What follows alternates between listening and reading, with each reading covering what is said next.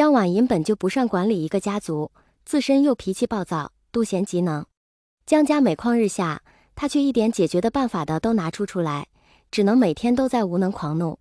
莲花坞周边连个活人都不敢有，就怕哪天江大宗主看人不顺眼，紫电上身，被打死了还要被栽赃是个邪魔外道。江婉银架子还不小，到了兰家山门口就叫嚣着让魏无羡来见他。兰家山门的许多弟子都懒得搭理他，但还是有一个弟子进去通报了。魏无羡听说过江婉银这个人，聂怀桑和他说起的时候描述得很客观，在听学的时候是怎样的，后来在射日之争是怎样的，射日之争之后又是怎样的，说了什么做了什么，既没有添油加醋，也没有在魏无羡的面前少说一些重要的信息。魏无羡是失忆了，不是失智了。江婉银是怎样一个人，他自有判断。魏无羡对江婉银并不打算避而不见，他其实很好奇的。门人通报江婉银到来的时候，蓝忘机的气压很低，不应该说是很低，而是要冻死人呐。魏无羡暗暗好笑，他早就发现了，自己这个新任道侣醋劲不小。他和聂怀桑把酒言欢的时候，他感觉到了；提起江婉银的时候，他更是不高兴。江婉银被请到了兰家的待客室，魏无羡和蓝忘机同行而来。江婉银一眼就认出了魏无羡，大吼一声：“魏无羡，你还敢出现！”魏无羡抬头看了一眼江婉银，转身就走。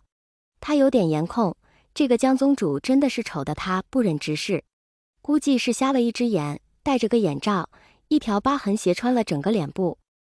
丑也就算了，偏偏满脸的戾气，8分的丑也硬生生的撑成了12分丑。魏无羡，你敢走？魏无羡有些一言难尽的看了一眼蓝忘机，眼神询问道：“这个人是不是有什么毛病？出来了骂还敢出现，走又不让走，脑子不好就不要出来吓人呐。”叹了一口气，魏无羡觉得有些心累。在北荒，他什么时候被人如此对待过？哪个见了他不是毕恭毕敬的称一声尊上？就算他的阿魏都从来没有吼过他，若不是自己现在在兰家做客，避免给兰家惹麻烦，他动动手指头就能让这江婉银这辈子都说不出话来。转过身，魏无羡也没见礼，就这么直直地站着。江宗主，你有何贵干？有何贵干？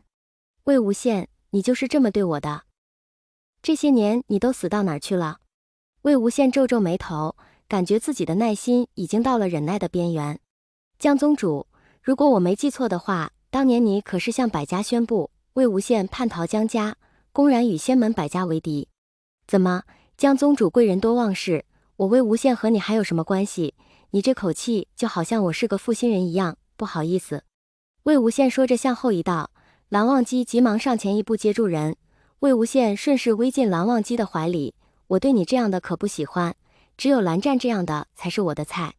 江婉银感觉自己被恶心到了，面带讥诮地说道：“怎么，魏无羡你是自己生不出来，这么喜欢给人养私生子？”噗！魏无羡没有说话，而是将威压突然间压向江婉银。江婉银面对高压，当场跪倒在地，喷出一口血来。我以为是什么人物，原来也不过是个废物。我儿子在北荒是受人跪拜的小殿下，私生子。我要是再听到这3个字，我会让你江家后悔来到这个世界。来人！魏无羡已经习惯了吩咐手下，喊了一声，兰家的门生不自觉地现身应答道：“弟子在。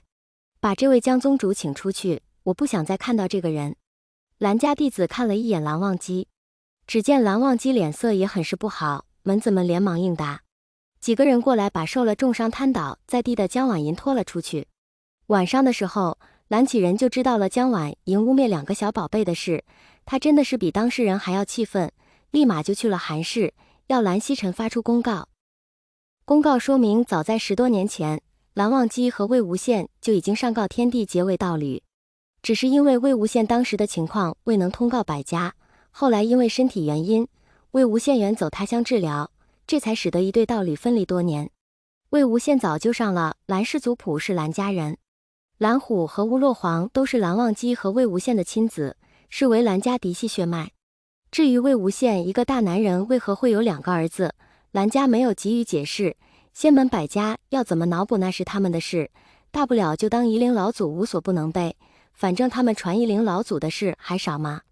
江婉银被魏无羡丢出山门外，他并没有离去，在彩衣镇逗留了1日。江厌离到了，金子轩对江厌离早就厌倦了，之所以还让他坐在金夫人的位置上，不过就是因为有个魏无羡在上面镇着。当年盛传魏无羡对江厌离求而不得，金子轩心里早就不舒服了，他和魏无羡一直相看两厌。他知道江厌离来兰家找魏无羡，不过是因为现在金家势危，他也妄想着能借助魏无羡之手东山再起。江厌离去求一下魏无羡，说不定他看在师姐的面子上能够拉拔金家1、2。他这回已经不认为魏无羡对江厌离求而不得了，原来他和蓝忘机才是一对啊！难怪当年他在百凤山时就觉得蓝忘机和魏无羡之间怪怪的。